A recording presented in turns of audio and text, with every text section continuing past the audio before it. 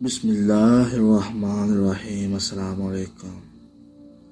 رسول اللہ صلی اللہ علیہ وآلہ وسلم نے فرمایا، جو چاہتا ہو اس کا رزق فراخ ہو تو اس کی عمر دراز ہو، وہ صلہ رحمی کیا کرے۔ نبی کریم صلی اللہ علیہ وآلہ وسلم کو فرماتے سنا، مجھے اپنے ضعیفوں اور کمزوروں میں تلاش کرو، اس لیے کہ تم کو اپنے ضعیفوں اور کمزوروں کی دعاؤں کی برکت کی وجہ سے رزق دیے جاتے ہیں اور تمہاری مدد کی جاتی ہے۔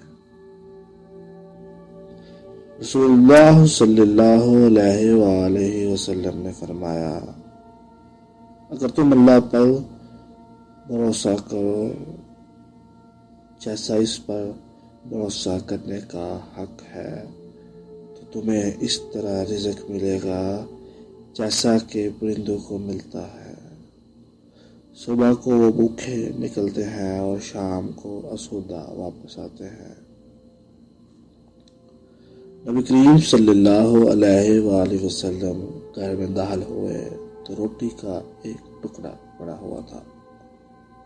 آپ نے اسے اٹھایا، صاف کیا، پھر اسے کھا لیا اور فرمایا، عائشہ، احترام کی قابل چیز یعنی اللہ کے رزق کی عزت کرو، اس لیے جب بھی کسی قوم سے اللہ کا رزق پھر گیا تو ان کی طرف واپس نہیں آتا۔ رسول اللہ صلی اللہ علیہ وآلہ وسلم نے فرمایا، جس نے استغفار کو لازم کر لیا تو اللہ تعالی ہر غم اور تکلیف سے نجات دے گا اور تنگی سے نکلنے کا راستہ پیدا فرما دے گا۔ اسے ایسی جگہ سے رزق عطا فرمائے گا جہاں سے اسے وہم و گمان بھی نہ ہوگا۔ عبداللہ بن عمرو بن عاص رضی اللہ تعالی عنہ سے مروی ہے،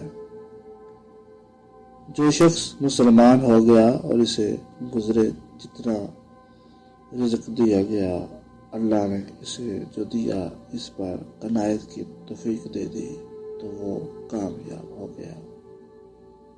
حضرت عائشہ رضی اللہ تعالی عنہا سے مروی ہے کہ رسول اللہ صلی اللہ علیہ وآلہ وسلم نے فرمایا، جس شخص پر قرض ہو اور وہ ادا کرنے کی نیت رکھتا ہو تو اس کے ساتھ اللہ کی طرف سے مدد ہو جاتی ہے اور اللہ اس کے لیے رزق کا ذریعہ بنا دیتا ہے۔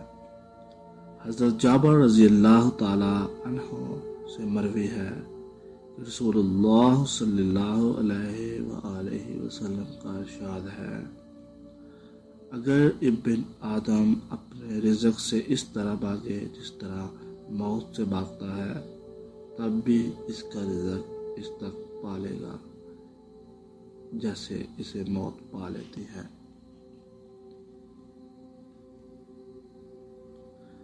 نبی کریم صلی اللہ علیہ وآلہ وسلم نے فرمایا، جب تم کہو گے اے اللہ مجھے رزق دے، اللہ تعالیٰ کہے گا میں نے رزق کا فیصلہ کر دیا ہے۔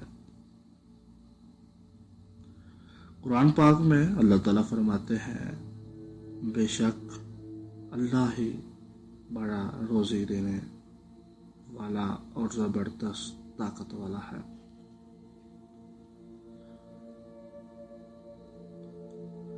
حضرت ابو ہریرہ رضی اللہ تعالی عنہ سے مروی ہے، رسول اللہ صلی اللہ علیہ وآلہ وسلم نے فرمایا، لوگوں پر ایک زمانہ ایسا آئے گا، آدمی اس کی پرواہ نہ کرے گا کہ اس نے کیا کہاں سے کمایا، حلال کمایا یا حرام۔ لوگوں اللہ تعالیٰ کی نافرمانی سے ڈرتے رہو، روزی کی تلاش میں غلط طریقے مت اختیار کرو، اس لیے کہ کوئی شخص اس وقت تک نہیں پڑھ سکتا جب تک اپنے حصے کی روزی پوری نہ کر لے۔ یہ ہو سکتا ہے کہ اس کے ملنے میں کچھ تاخیر ہو جائے، خدا سے ڈرتے رہو، روزی حاصل کرنے میں اچھا طریقہ اختیار کرو، حلال روزی حاصل کرو اور حرام روزی کے قریب نہ جاؤ۔ ایک آدمی لمبا سفر کر کے مقدس مقام پر آتا ہے، غبارہ سے اٹا ہوا ہے، گرد آلود ہے۔ وہ اپنے دونوں ہاتھ آسمان کی طرف اٹھا کر کہتا ہے، اے میرے پروردگار، اور دعائیں مانگتا ہے، جبکہ اس کا کھانا حرام ہے، اس کا پینا حرام ہے، اس کا لباس حرام ہے اور اس کا جسم پلا ہے، تو ایسے شخص کی دعا بھلا کیسے قبول ہو سکتی ہے؟ تم حلال کمائی کیا کرو، خدا تمہیں مستجاب الدعوات بنا دے گا۔ اللہ تعالی ہم سب کو حلال روزی حاصل کرنے کی توفیق عطا فرمائے اور سیدھے راستے پر چلائے۔ اللہ تعالیٰ آپ سب کے لیے آسانیاں پیدا کرے۔ اپنا بہت خیال رکھیے گا۔ چینل کو سبسکرائب کرنا مت بھولیے، بیل آئیکن پر ضرور کلک کر دیجیے گا، آپ کو نئی آنے والی ویڈیو سب سے پہلے مل جائے گی۔ السلام علیکم ورحمۃ اللہ۔